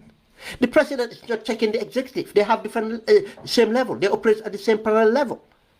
That's again my point, the ultimate executive action theory. Controlling the legislature in that manner. Again, what do we see here? To serve their purpose. Undermine the judiciary, we see that, undermine the legislature. And making the this more powerful. Another thing. The power to appoint, to be vetted through parliament. Every advanced democracy. You see, this is why I have problem with people saying, oh, Gambian constitution is what plagiarized from Kenya. This is, if you go to any advanced democracies now, especially development country, they have these things to check the powers of the president. Powers of the president. Now, that too, the head of the police, the head of institutions, the IEC and other commissions, you cannot just appoint them. You cannot just sack them. You can nominate them and make sure it goes through a vetting system, and they will be. And this is better for us. And what Inform is because what we went through the dictatorship, but what we went through from this term of President Barrow, we have seen how he sacked people that would not do what he wants, but people who want to do the right thing would be sacked. How he brought all these corrupt people around himself. From the Mamboring guys, the Njogubas, the Sabalis, and every other corrupt person doesn't care. That would not have allowed to happen in the good constitution. That's why I said the constitution should not be about Barrow, it should be about the Gambian people. What would happen? He refuses. And I tell you what, you see the problem with Nawik. Tomorrow I'm going to talk about it. Problem with Nawik today, one of the problems is this, the executive responsibilities. They fire and hire, and they hire people that they can control. If they cannot control you, they fire you or they move you. He took that out. The election commissions, how can it be independent when you have to, you can fire them, you can appoint them? How can it independent that they have to do the boundary, they are in charge of the boundary commissions as well? electoral boundary commissions. This is another thing he created. You see, everything is about Barrow. You remember about nominated members of parliament. Because of Barrow lost a case against the independent nomination and who later became UDP something Jaite. Remember, he sacked that lady and the Supreme Court said no. Now, because of that, again, Barrow would take the powers. The power to nominate parliamentarians and sack them. Then you are using those parliamentarians to be part of your quota. You're creating a quota for yourself. This is not progressive. Not only that, do you know the impeachment of a president? The procedure is like this. Once someone raised an issue for impeachment, it needed a simple majority. A simple majority. Before that, okay, in order to impeach the president now, it's not only misconduct. Should be gross misconduct. They put it at a higher threshold. Now, who decides what is gross misconduct? Who decides what is gross misconduct? Let me come back. You know the issue about nominating members become the speaker and deputy speaker? You know, CRC have removed that. Now, elected members have to be elected to be speakers and deputy speaker. He took that out. Now, he still have the powers to elect, to put this. How can that be democratic? That is how he undermines the parliament. That's how he undermines parliament. He doesn't. He will have to put people. That's why he have people like Fabake, Tombong, and Sidinjai. Now, if that is the case, now look at this issue here. He made sure to say that in order to impeach him, Barrow would have to. The condition would be a gross misconduct. Who decide what is gross misconduct? Now, in order to do that, that's one threshold he changed. The other threshold, the panel that's to take the trial, after the vote, you know, after the two, he changed it from absolute majority to, from just, mere majority to absolute majority, 2/3. That's another threshold. But the other threshold is he changed the composition of the panel to hear the impeachment. Used to be the Chief Justice, President of the Bar, Chief Justice, President of the Court of Appeal, and President of the Supreme Court, something like that. 3 judges plus the, I think the Gambia Bar Association, I think. He changed that now. Now, he said a member of the Supreme Islamic Council, a member of the Christian Council, a member, not even the president, a member. He can choose. Look at one dodgy member of the Supreme Islamic Council, come here. Take one dodgy Christian Council member, come here. And other members. Again, he have control over his impeachment. Is he, again, the unilateral executive action power, action theory? He changed that threshold.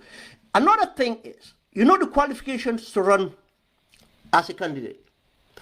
The point of, the medical point of sound mind and health, this thing, you know, that is taken out. Ask yourself why. Because I keep on telling you guys that Barrow is not well. Because of Barrow is thinking that if that thing is in, and because he still now he have not taken the interventions recommended for him to take. Instead, he's taken certain emergencies to manage his epileptic and other conditions that he have, his cholesterol and others. But the regime that he need to do, he's not doing it.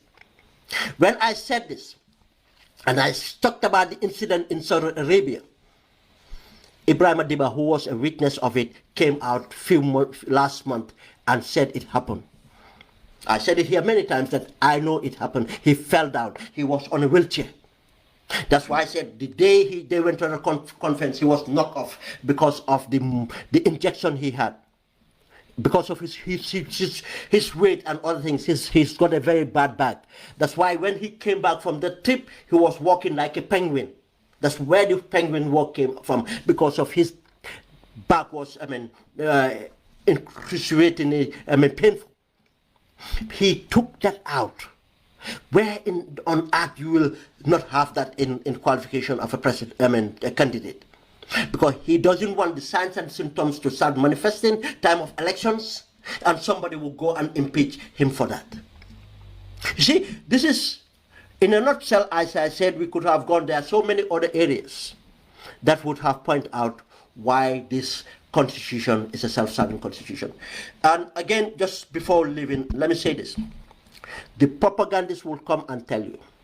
The propagandists will come and tell you, oh no, let's just again go through Parliament and that's what they want. Let it just go. The way he did it before, get to Parliament, ring on it, let it go out, and let's concentrate in this thing until we're able to get a fit and purpose executive and make sure we have our constitution. This constitution is, this proposed draft constitution is worse than 1997 constitution. This is literally, if we allow it, it's a unilateral way of taking powers from the judiciary and from the people. Because we have seen what he's doing to the judiciary. They have to now submit their finances to him. We have seen even the appointment of the judiciary, a composition have to change. The Judicial Service Commission have to change. He changed that.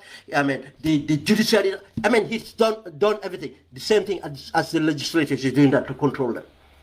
Now, for the people, he's trying to control us. We have seen the emergency powers he's putting in so that nobody else can check him. He is not allowing us to know how our political party are funded because of his guilt. He wants to indemnify himself and cabinet, not even to be checked by the Anti-Corruption Commission. He had made sure, you see, the Constitution would have empowered the work of the Anti-Corruption Commission, but by not allowing what the CRC have proposed is useless. That's no point having the Anti-Corruption Commission on the ballot. It's useless if we allow this thing. Now, for them to tell you, oh, because of we have 50+1, to tell us because of we have 2 terms in it, does not make sense. Do you know why? As I said before, go and look at West Africa. How many countries had 2 terms before? How many countries have 50+1 before? Because of they allowed them the audacity to dictate their constitution. Those people have the audacity to change the constitution whenever they wish. Senegal, example.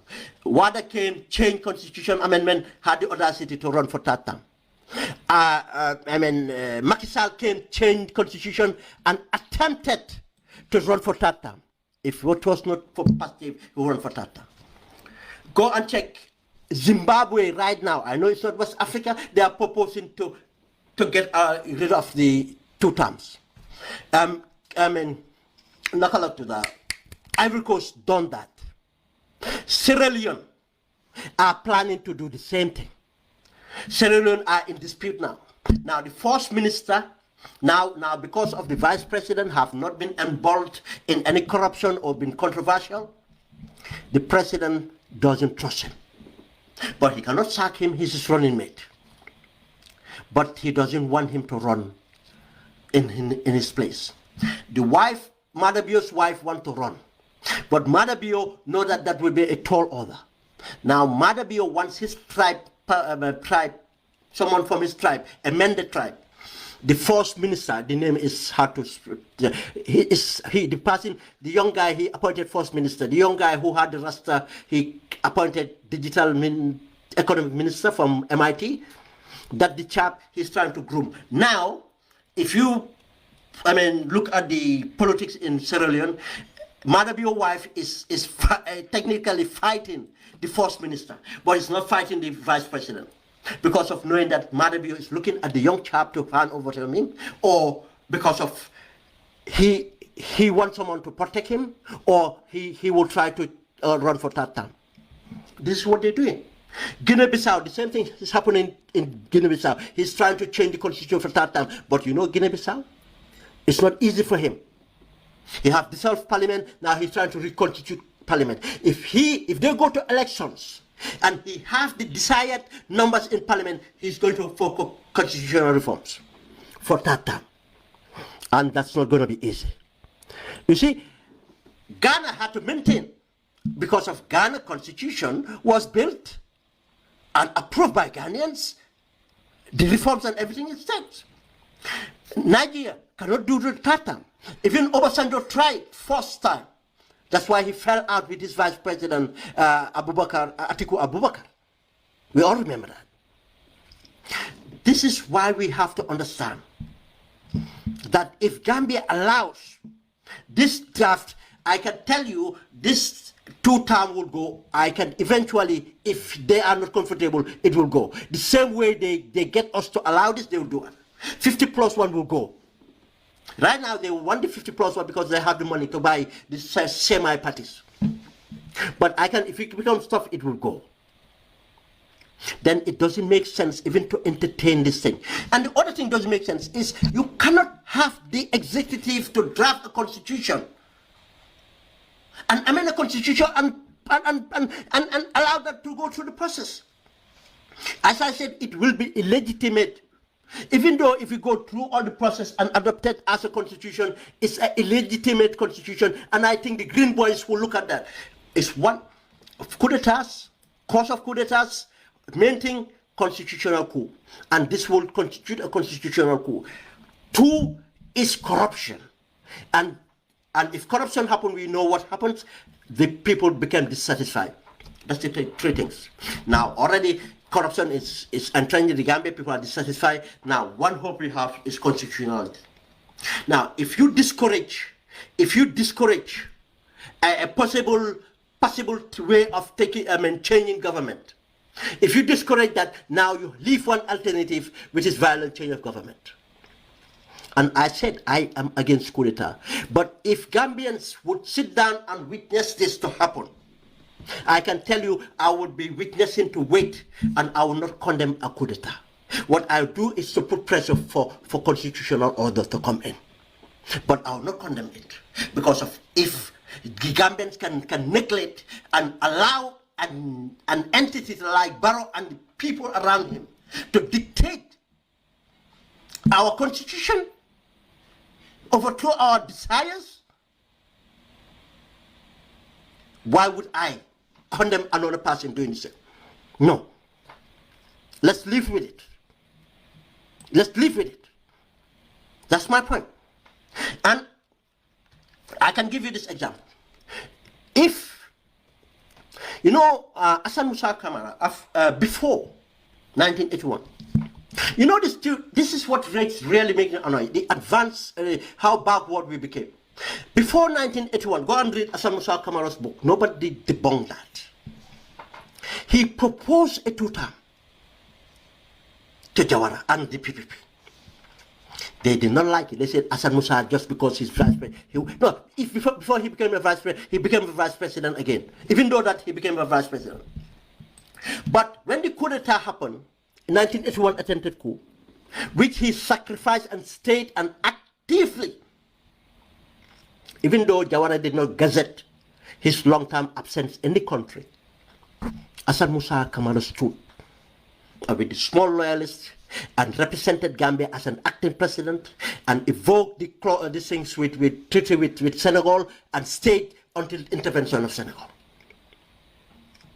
Election came because of the competition within PPP, Lamin Wajwara, Buba Balde and others decided they all wanted to be PPP candidates. They were denied. They went and became independent candidates. Within the PPP, the groups, they went to Jawara to say, you see, all these independent candidates, especially is the making of Hassan Musa Kamara. He's undermining you.